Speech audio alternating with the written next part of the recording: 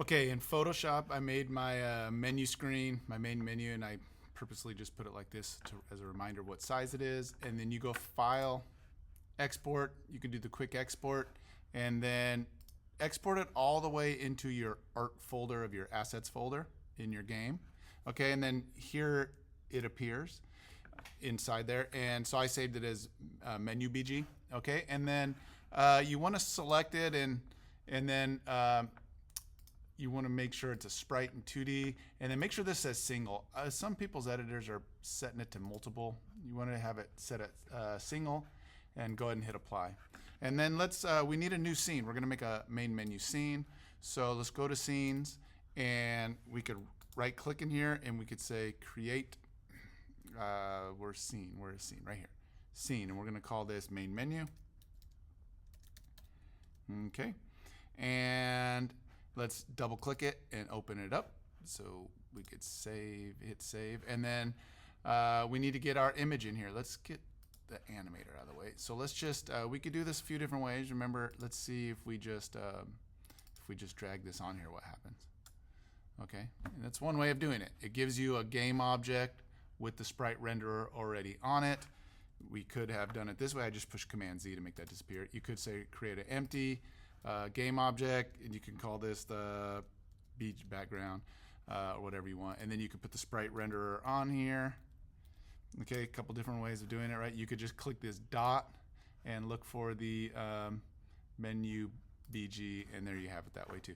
And then you want to set it at 000, I think. And then let's go ahead, and you could either like adjust the camera size or whatever, or you could just go ahead and stretch this out. I'm going to hold shift to make it stretch out. There's a lot of different ways you can organize this. I could have just went right here and typed in the correct scale on everything. Let's just make sure it's centered again on 0 and then 0. Maybe I don't want a 0, 0. Maybe I want to make the Y up like that. Okay, so you just set it the way you want. And then we need a button on here. So we're going to go Control UI, and we're going to go Canvas. And inside there, we are going to add a button. Now remember, let me swipe out. I'm swiping out on the mouse. The canvas overlays the screen, remember? So no matter what kind of screen I have, let's go vertical, you see the canvas changes shape. I don't know if you could see that in the video or not, but we're going to start this at 16:9. That's the way we've set this up in the beginning. And then I'm going to right click and say UI button. I believe we did Text Mesh Pro button before.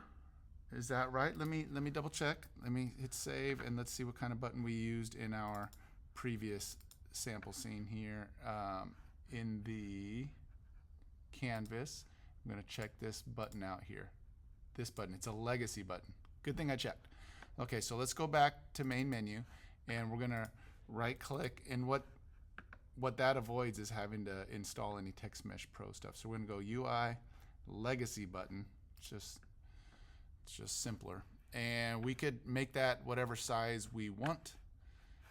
We could do the scale, just double the scale. Okay, and let's move it down. We're going to write play inside here. You could open this up, type the word play. Okay, and if you don't want to enter, and then you can change colors here. You can do that's the font color. I made it blue. Let's see what we can do to the button. If we click on the button, you have this color here for the sprite that's already set. Or you could actually, so I'm just playing around with this to show you what you can do with this. So I'm going to go ahead and make the font white. And then if you click button, you have these this is like highlighting colors as you click it. So you could play around with these and see what it does when you actually click the button over here. So when I push play, nothing's going to happen. I'm just going to be able to click this button, and what I'll do is I'll make another tutorial, and in the next tutorial we'll make this button have some functionality. So when you click it, it'll go to the other scene, and we'll probably rename that game scene instead of sample scene. Okay, so go ahead and have fun putting your main menu in there, and then we'll move on from there and wrap this thing up. Okay, have fun.